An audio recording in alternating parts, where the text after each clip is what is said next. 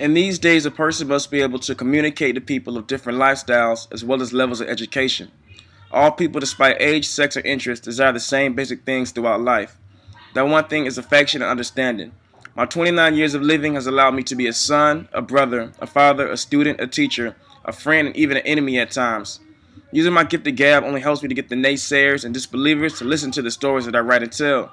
These stories are the stories of the ones who do not get heard. Bill Cosby said, "A word to the wise ain't necessary. It's the stupid ones who need the advice." It's the shame of the ones who set the laws and regulation rather being court system, education system, or parents become lost in their own powers and responsibilities and lose sight of who actually needs the help. How are you going to be a father and think it's funny for your 4-year-old daughter to use bad words? Or a mother has a 4-year-old son who thinks it's funny when her son touches girls in the wrong place?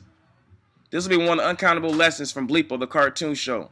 Children learn from repetition and safe practices, as long as they're in a comfortable manner, that is.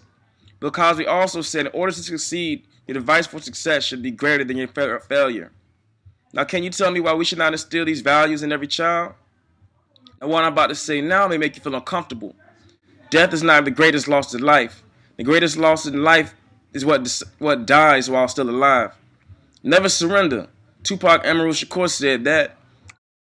For a man that was killed at 25, it is his words of inspiration that inspired me to write and tell these stories.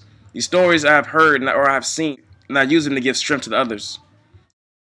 I'll be a fool not to use my gift, and although I'm just beginning to live, I know I wasted so much time, so much crucial time, that is. When they say there's a little pocket in every one of us, they must have been talking about me, because it's not only me against the world, but I'm at war with my own heart sometimes. So when I speak these stories, I'm only giving out raw emotions. I made the decision to make the world my front porch, so why would I not want to keep my yard clean? Why would I not feel responsible when there are children who need love, women who need direction, or a man who needs a hug? Instead of forcing religion and ethics upon people, I'm going to ask people why, and then bring you news from the front porch. Bill Cosby and Tupac heard this. Cosby would nod his head and offer me jello.